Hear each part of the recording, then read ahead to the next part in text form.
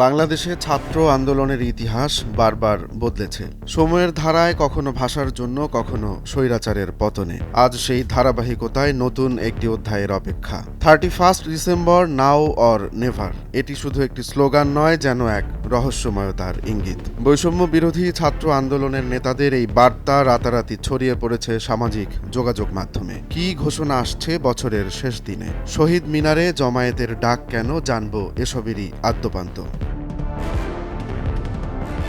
27 December রাতে সামাজিক যোগাযোগ মাধ্যমে হঠাৎই ঝড় তোলে বৈষম্য বিরোধী ছাত্র আন্দোলনের নেতাদের পোস্ট। কেউ লিখেছেন জুলাই বিপ্লবের ঘোষণাপত্র, আবার কেউ বলছেন নাও অর নেভার। অন্তর্বর্তীকালীন সরকারের উপদেষ্টা আসিফ মাহমুদের পোস্ট আরও উত্তেজনা বাড়িয়েছে। তিনি লিখেছেন প্রোক্লেমেশন অফ জুলাই রেভুলেশন।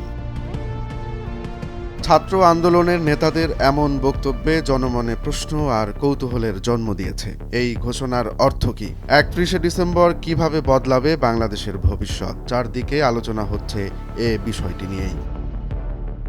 বৈষম্য বিরোধী ছাত্র আন্দোলনের শীর্ষ নেতারা বলছেন এই ঘোষণাপত্র হবে এক বৈপ্লবিক দলিল, যেখানে থাকবে গত 15 বছরে ছাত্রদের ওপর দমন নিপীড়নের বিবরণ, ভোটাধিকার হরণ এবং রাষ্ট্রীয় প্রতিষ্ঠানের ধ্বংসের কথা। তাদের ভাষায় জুলাই অভ্যুত্থানের অসমাপ্ত কাজ পূর্ণতা পাবে এই ঘোষণায়।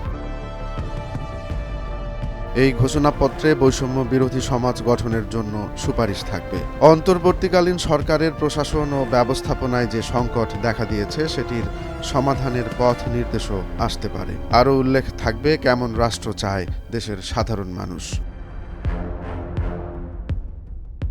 নাম প্রকাশে অনিচ্ছুক এক সংগঠক বলেন, এই ঘোষণাপত্র কার্যকর হবে 5 আগস্ট থেকে। তখন যদি বিপ্লবী সরকার গঠিত হতো, অনেক সংকট এড়ানো যেত। এবার সেই ঘাটতি পূরণের সময় এসেছে। বৈষম্য বিরোধী ছাত্র আন্দোলনের ঘোষণাপত্র শুধু একটি দলিল নয়, এটি একটি প্রজন্মের স্বপ্ন ও এর সঠিক বাস্তবায়নের দৃঢ় প্রচেষ্টা। 31 ডিসেম্বর শহীদ মিনারে কি ঘটবে সেটি জানার জন্য অপেক্ষা করছে পুরো জাতি। নাও অর নেভার স্লোগানটি শুধু সামাজিক যোগাযোগ মাধ্যমেই নয়, বরং এটি এখন ছড়িয়ে পড়েছে মানুষের হৃদয় থেকে হৃদয়ে।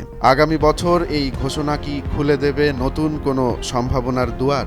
এই প্রশ্ন এখন সর্বত্রই। রোমান্স তালুকদার, নয়া দিগন্ত।